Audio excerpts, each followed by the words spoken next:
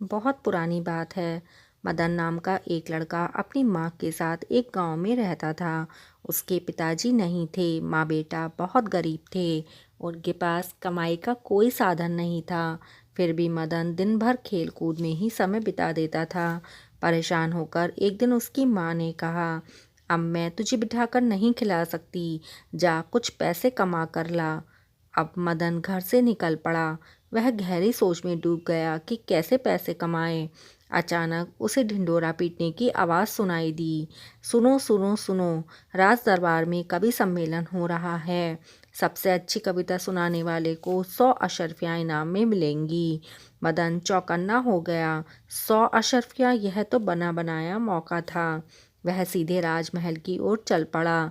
चलते चलते वह सोच रहा था कि उसने कभी कोई कविता तो रची नहीं, क्या सुनाएगा वहां पहुंचकर। उसने सोचा कि रास्ते में ही कुछ सूझ जाएगा। थोड़ी दूर पहुंचा तो एक कुत्ता दिखाई दिया। कुत्ता पंजों से जमीन खोदने में लगा था। मदन ने अपनी कविता की एक पंक्ति सोच ली। खुदुर खुदुर का खोदत है। यह पंक्ति उसे इतनी पसंद आई कि उसे दोहराते हुए वह एक तालाब के पास पहुंचा। वहां एक भैंस पानी पी रही थी। मदन बोल पड़ा, सुरुर सुरुर का पीवत है। मुस्कुराते हुए वह आगे बढ़ा। इतने में उसे पेड़ की डाल पर एक चिड़िया बैठी दिखाई दी। पत्तियों के बीच में से निकलकर वह इधर उधर झांक रही थी। उसे देखते ही मदन के मुंह से निकल पड़ा, ताक झाक का खोजत है। तीनों पंक्तियों को रटते हुए वह चलता गया। रटते रटते उसे अपने आप एक पंक्ति और सूझ गई। हम जानत है का ढूंढत है। अब तो सचमुच सचमुच उसके मन में लड्डू फूटने लगे। कितने आराम से वह कविता रचता चला जा रहा था। उसे सर्र सर्र की आवाज़ सुनाई दी। मदन ने चौंक कर देखा तो एक सांप रेंगता हुआ जा रहा था। उसने आगे की पंक्तियां भी तैयार कर लीं।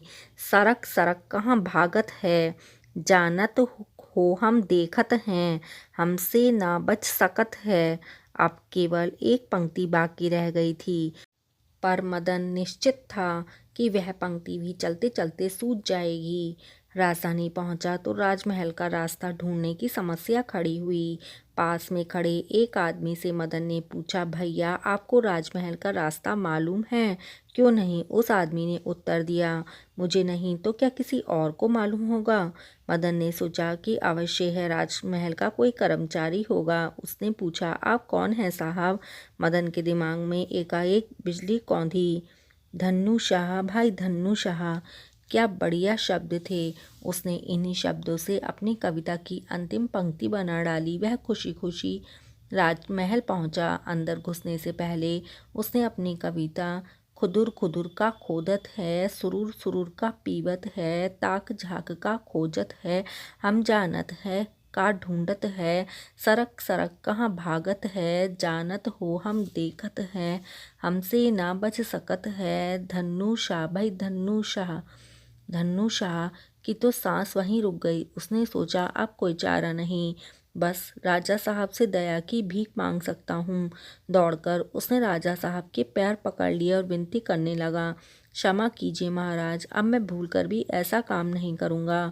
वैसे हमने कुछ लिया ही नहीं, आपका खजाना सही सलामत है। राजा साहब हक्के बक्के रह गए। उन्होंने तुरंत सिपाहियों को बुलाकर छानबीन करवाई तो पता चला कि उनका खजाना लुटते लुटते बचा था। मदन को बुलवाया गया। राजा ने शाबाशी देकर कहा, यह सब तुम्हारी कविता का कमाल है। मदन को सोने चांदी से मालामाल कर दिया गया। वह खुशी खुशी अपने गांव लौट आया। अब उसके पास अपने और अपनी माँ के खाने पीने के लिए पर्याप्त धन था।